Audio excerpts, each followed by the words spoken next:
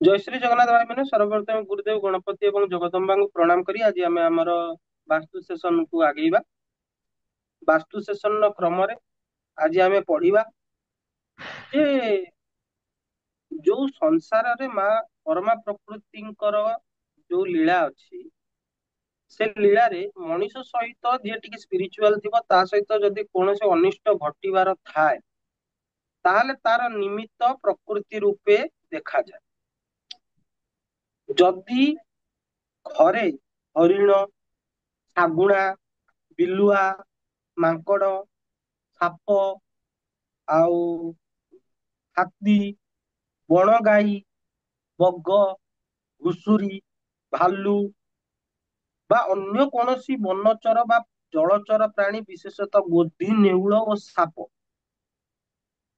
ଯଦି ଦ୍ୱାର ବାଟେ ପଶିକି ପୁଣି ସେଇ ଦ୍ୱାର ବାଟେ ଫେରି ଆସନ୍ତି ତେବେ ସେ ଗୃହର ଗୃହିଣୀଙ୍କର ପ୍ରାଣ ସଂଶୟ ଉପସ୍ଥିତ ହୁଏ।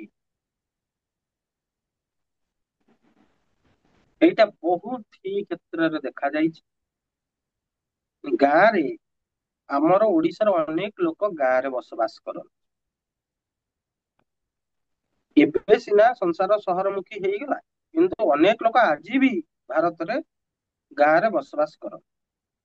ଯଦି ଘରେ ହରିଣ ଶାଗୁଣା ବିଲୁଆ ମାଙ୍କଡ ମାନେ ଯେକୌଣସି ବନ୍ୟ ପ୍ରାଣୀ ଗୃହପାଳିତ ପଶୁ ନୁହଁ ମୁଁ ଏଠି ଯୋଉ କହୁଛି ମୁଁ ବନ୍ୟ ପ୍ରାଣୀ ମାନଙ୍କ କଥା କହୁଛି ଘରେ ଯଦି ହରିଣ ଶାଗୁଣା ବିଲୁଆ ମାଙ୍କଡ ଦଂଶନକାରୀ ଜୀବ ହାତୀ ବଣଗାଈ ବଗ ଘୁଷୁରୀ ଭାଲୁ ଅନ୍ୟ କୌଣସି ବନଚର ବା ଜଳଚର ପ୍ରାଣୀ ଯଥା ଗୋଧି ନେଉଳ ଓ ସାପ ଦ୍ୱାର ବାଟେ ଯୋଉ ମହାଦ୍ୱାର ରହିଛି ମହାଦ୍ୱାର ବାଟେ ପଶି ପୁଣି ଫେରି ଆସନ୍ତି ସେଇ ବାଟ ଯେ ଫେରିକି ପଳାନ୍ତି ତେବେ ସେ ଗୃହର ଗୃହିଣୀ ମାନେ ସେ ଘରର ଯିଏ ମାଲିକାଣୀ ହେଇଥିବେ ତାଙ୍କର ପ୍ରାଣ ସଂଶୟ ଉପସ୍ଥିତ ହୁଏ ବା ତାଙ୍କର ଦେହ ଖରାପ ହବ ବା ମୃତ୍ୟୁ ପୀଡା ହବ ବା ମୃତ୍ୟୁ ହେବାର ସମ୍ଭାବନା ଥାଏ।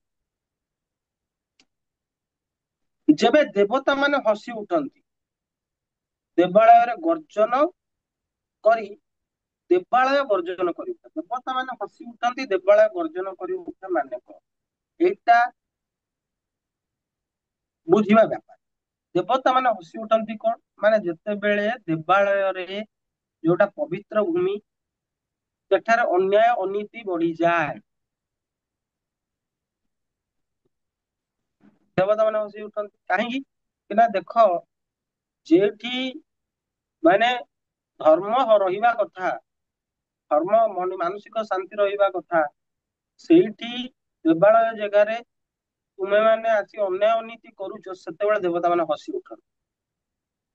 ଦେବାଳୟ ଗର୍ଜନ କରି ଉଠେ ମାନେ କଣ ଦେବାଳୟରେ କେବଳ ଦେବତା ରହନ୍ତି ନାହିଁ ସେଠାରେ ଦଶ ଦିଗପାଳ ଥାନ୍ତି ନବଗ୍ରହ ଥାନ୍ତି ଅଷ୍ଟ ବସୁ ଥାନ୍ତି ପଞ୍ଚଭୂତର ସମାନ ତାରତମ୍ୟ ରହିଥାଏ ମୁଁ ଗୋଟେ ଏକ୍ଜାମ୍ପଲ ଦଉଛି ଆପଣ ଶ୍ରୀ ଶ୍ରୀ ଜଗନ୍ନାଥଙ୍କର ପୁରୁଷୋତ୍ତମଙ୍କର ମନ୍ଦିର ପୁରୀରେ ଦର୍ଶନ କଲେ ଯୋଉଭଳି ଭାବରେ ଆପଣଙ୍କ ପ୍ରାଣ ଟା ହୃଦୟ ବିକଳ ହୋଇ ଉଠେ ଭକ୍ତିରେ ଭାବରେ ପରିପୂର୍ଣ୍ଣ ହେଇଯାଏ ସେଇ ଯୋଉ ଭାବ ଭକ୍ତି ପ୍ରେମ ଆପଣ ହୁଏତ ଅନ୍ୟ ଯୋଉଠି ଯାଇ ଦର୍ଶନ କରିବେ ସେଇଟା ସେଠି ନ ମିଳିପାରେ ମ୍ୟାକ୍ସିମମ୍ କ୍ଷେତ୍ରରେ ଦେଖାଯାଏ ଯେ ଜଗନ୍ନାଥ ମନ୍ଦିର ବା ପୁରୀରେ ଶ୍ରୀକ୍ଷେତ୍ରରେ ଶ୍ରୀ ଶ୍ରୀ ଜଗନ୍ନାଥଙ୍କୁ ଦର୍ଶନ କରିବାର ଯୋଉ ଆନନ୍ଦ ଯୋଉ ହୃଦୟ ପୁରୀ ଉଠେ ଅନ୍ୟ ଅନେକ ଜାଗାରେ ଶ୍ରୀ ଶ୍ରୀ ଜଗନ୍ନାଥଙ୍କର ମନ୍ଦିର ଥିଲେ ହେଁ ସେଇଟା ଏତେ ମାତ୍ରାରେ ଆପଣଙ୍କୁ ଶାନ୍ତିର କାରଣ ହୁଏତ ହୋଇନପାରେ ପ୍ରାୟତଃ ହୁଏ ନାହିଁ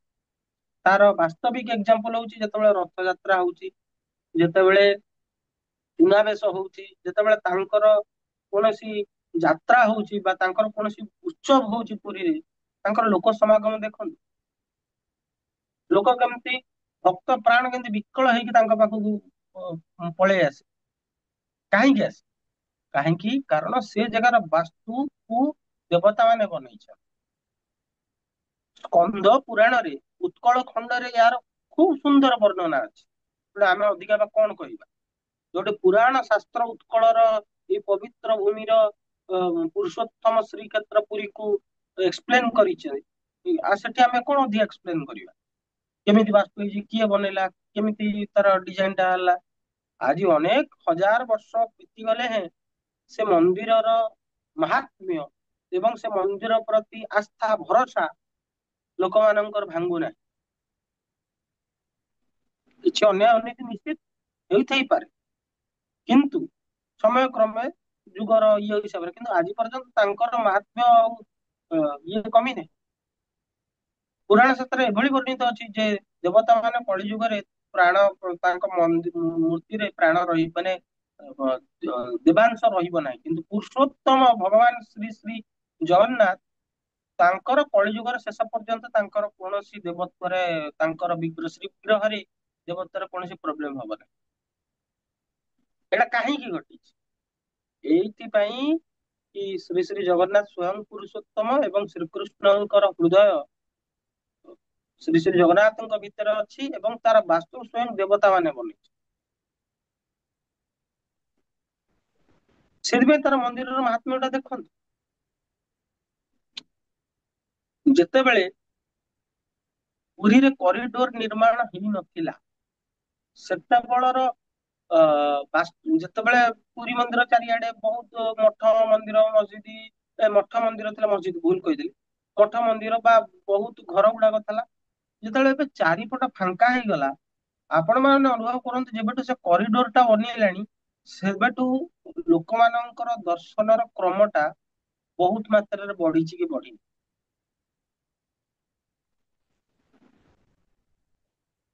ତାପରେ ବିନା କାରଣରେ ପ୍ରତିମା ପଡିଯାଆନ୍ତି ବା ଥରନ୍ତି।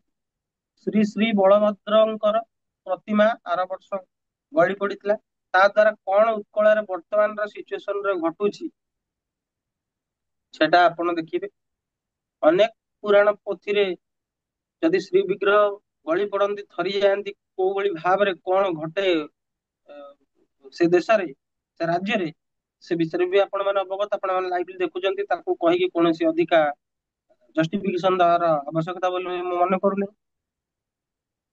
ଦେବ ପ୍ରତିମା ଉପରେ ଅକସ୍ମାତ ଘଣ୍ଟି ଶବ୍ଦ ଶୁଣାଯାଏ, ଲିଙ୍ଗ ବା ପ୍ରତିମାଙ୍କ ଦେହରୁ ଝାଳ ବୁହେ କିମ୍ବା ସେମାନେ ସ୍ଥାନାନ୍ତରିତ ହୁଅନ୍ତି, ତେବେ ରାଜ୍ୟରେ ମହାଭୟ ଉପସ୍ଥିତ ହୁଏ ଏବଂ ନଗର ଧ୍ୱଂସ ହୁଏ। ଏସବୁ ଉତ୍ପାତ କୋଉ ଗ୍ରହଙ୍କ ଯୋଗୁ ହୁଏ? ନା ଶନିଶ୍ଚର ମହାରାଜଙ୍କ ଯୋଗୁ ହୁଏ। ଶନିଶ୍ଚର ମହାରାଜଙ୍କର ଉତ୍ପାଦ କାହିଁକି ହୁଏ? ନା ଆମେ ମାନେ ସମସ୍ତେ ଅବଗତ ଯେ 13 ଜୁଲାଇ ରାତିରୁ 14 ଜୁଲାଇ ଠାରୁ 138 ଦିନ ପର୍ଯ୍ୟନ୍ତ ଶନିଶ୍ଚର ମହାରାଜ ବକ୍ର ଗତିରେ ଚାଲୁଛନ୍ତି। ଶନିଶ୍ଚର ମହାରାଜଙ୍କ ବକ୍ରଗତି ଉପରେ ଆମେ ଆଉ ଗୋଟେ ସେପାରେଟ ଭିଡିଓ କାଲି କିମ୍ବା ପରଦିନ ନିଶ୍ଚିତ ଭାବରେ ବନେଇବା। କୌଣସି ଗ୍ରହ ଯେତେବେଳେ ବକ୍ରଗତି ଲାଭ କରନ୍ତି, ସେଥିରେ ତାଙ୍କର ଚେଷ୍ଟା ବଳ ବଢିଯାଏ। କୌଣସି କୌଣସି ଓଲ୍ଡ କ୍ଲାସିକ ଆଷ୍ଟ୍ରୋଲୋଜି ଶାସ୍ତ୍ରରେ କୁହାଯାଇଛି ଯେ କୌଣସି ଗ୍ରହ ଯଦି ବକ୍ରୀ ହୁଅନ୍ତି, ତା ଭିତରେ 3 ଗୁଣା ଚେଷ୍ଟା ବଳ ଆସିଯାଏ ଏବଂ ସେ ଯେକୌଣସି ଘରରେ ଥିଲେ ମଧ୍ୟ ସେ ଉଚ୍ଚ ବୋଲି କନସିଡର କରାଯାଆନ୍ତି ଏବଂ ତାଙ୍କର ବଳରେ କୌଣସି କମି ରହେ ନାହିଁ। ଏବଂ ଯେକୌଣସି ଗ୍ରହ ଯେତେବେଳେ ବକ୍ରୀ ହୁଏ, ବକ୍ରଗତି ଲାଭ କରେ, ସେତେବେଳେ ସେ ପୃଥିବୀର ବହୁତ କ୍ଲୋଜଲୁ ଗତି କରେ। ତେଣୁ ତାର ଇନଫ୍ଲୁଏନ୍ସ ଟା ପୃଥିବୀର ପ୍ରତ୍ୟେକ ବସ୍ତୁ, ଜଡ ଚେତନ ଥିବା ପ୍ରତ୍ୟେକ ବସ୍ତୁ ଉପରେ ପଡେ ହିଁ ପଡେ। ଏବଂ ଏଇ ସବୁ ଉତ୍ପାତ ଯୋଉ କହିଲି ସେଟା ଶନିଶ୍ଚର ମହାରାଜଙ୍କୁ କୁହାଯାଏ। ଶନିଶ୍ଚର ମହାରାଜଙ୍କ ଯୋଗୁ ହୁଏ। ଶନିଶ୍ଚର ମହାରାଜ ହଉଛନ୍ତି ମାରକ ପ୍ଲାନେଟ କୁ ଯିଏ ହେଡ କରନ୍ତି, ମାନେ ଯିଏ ମାରକ, ଯେମିତି ଗ୍ରହ ଜଗତର ସେନାପତି ହଉଛନ୍ତି ମଙ୍ଗଳ ଦେବ, ସେମିତି ମାରକ, ଯେମିତି ଯିଏ ମାରକ, ଯିଏ ମାରିଦବ, ଯୋଉ ପ୍ଲାନେଟ ଯୋଉ ମୃତ୍ୟୁ ହବ, ସେ ପ୍ଲାନେଟ କୁ ହେଡ କରନ୍ତି ଶନିଶ୍ଚର ମହାରାଜ। ତେଣୁ ଯେତିକ ସବୁ ଉତ୍ପାତ ବର୍ତ୍ତମାନ କହୁଛି, ସେ ଶନିଶ୍ଚର ମହାରାଜ ବକ୍ରି ଅଛନ୍ତି, ସେଇ ସବୁ ସିଚୁଏସନ ବର୍ତ୍ତମାନ ହେବାକୁ ଯାଉଛି ବୋଲି ମୁଁ ଏ ଟପିକ ଟା ଆଜି ଆପଣଙ୍କୁ କହୁଛି। ଆପଣ ଏହାର ପ୍ରମାଣ ପଣ୍ଡିତ ସର୍ବସ୍ୱରେ ଗୃଧ୍ରାଦି ପତନ ଶାନ୍ତିରେ ପାଇପାରିବେ। ମୁଁ ପ୍ରମାଣ ସହିତ ଆପଣଙ୍କୁ କହୁଛି। ଏହାର ଶାନ୍ତି ବିଧି ମଧ୍ୟ ମୁଁ ଆପଣ ମାନଙ୍କୁ ଜଣାଉଛି। ଶାନ୍ତି ବିଧି କଣ?